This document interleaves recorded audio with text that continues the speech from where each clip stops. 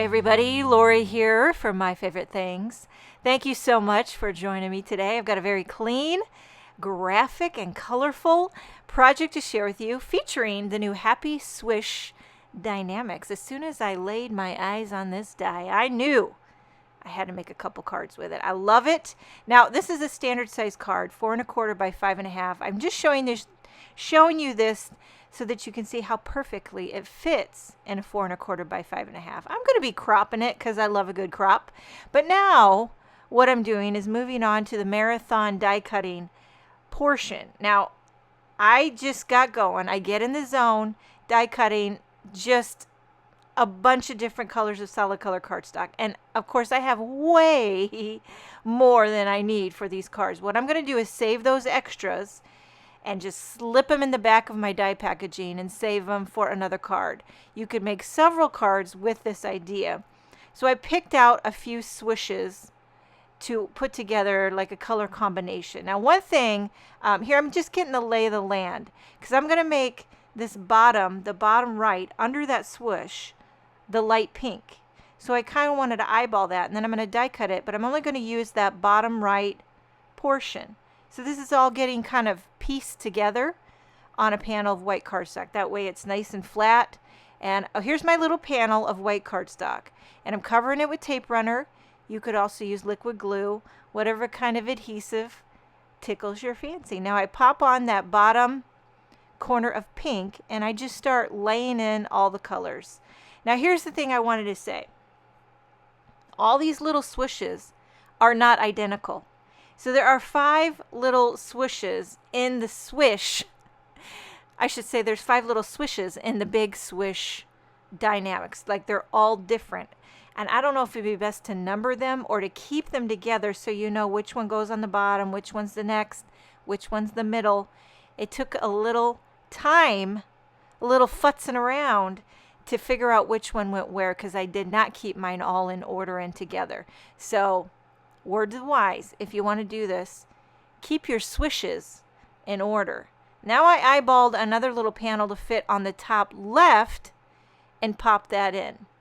Nice chartreusey color, and then I'll trim this all out to make it nice and clean. This ends up being quite a bit smaller than the card base, but I love a nice thick white border, so it was right up my alley. I believe this ended up being 4 1/2 inches tall by 3 1/4 wide.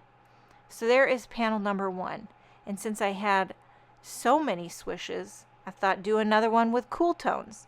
Okay, so I'm getting the lay of the land here, and I'm going to die cut this panel just to use that bottom, just like I did before. I'm just repeating everything. Again, I'm covering a panel of white cardstock with tape runner, and we're going to just start popping on the pieces. Once you kind of get like, this is definitely one of those projects that could be fabulous for mass producing. I'm not really a mass producing type of gal. I like to do 1 or 2 cards at a time, and then I just wear myself right out. That's how I am. I got a short, crafty fuse. How are you guys? Can you guys just do like 25 cards of the same design, just pump them out? Or you do like 1 or 2 and then you got to go lay down? Listen, I'm not a marathon runner. I'm a sprinter. Always have been. Actually, I'm not either. I'm not a runner at all anymore. But okay, so that's just how it goes. You know, you do you. And we're just putting this one, I'm getting the top left with yellow. I kind of ripped my cardstock there, but nobody's going to know. This is all going to be behind. And, you know, you don't need to know all the mistakes that are covered up with tape runner and cardstock. Am I right? You ever like make a card and you got to rip a sentiment, something off, and it's totally janky underneath, but you'd never know it because it's covered up with foam tape or an embellishment. Oh, yeah, I've done it. You name it. So look at that beautiful thick white border. Makes it look like fine art. Now for the sentiment, I'm using the Frosted Alphabet Dynamic set. And what these are little letters that have extra little toppers that you can put on to make them look like they're frosted. You know, like they're dripping with chocolate frosting or something like that. Because it all kind of goes with the birthday frosting cupcake theme, but I wanted to show you how you can use these letters in a more modern, clean, and simple way. I'm just going to use this to spell out hello. I die cut them with white cardstock. I'm not going to use the Frosted die cut part at all. I just threw that little bit away, spelling out the word hello, using my grid mat to get these nice and straight. I use that Easy C tape to hold it all down. That way I can flip it over and add little slivers of foam tape so that I can pop up the letters. Because dimension is life. Gotta do it. Don't have to do it. But if you want to do it, feel free to do it.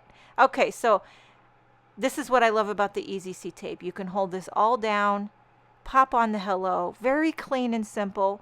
A great alternative to the frosted alphabet if you want to do something very clean and simple.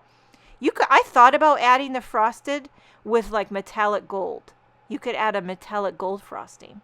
Just an option. But I decided to keep it very clean and simple because that's kind of the vibe I'm going for here. Now on the second card I decided shake it up and do hugs. So I do the same thing, put the foam tape on the back and pop this up.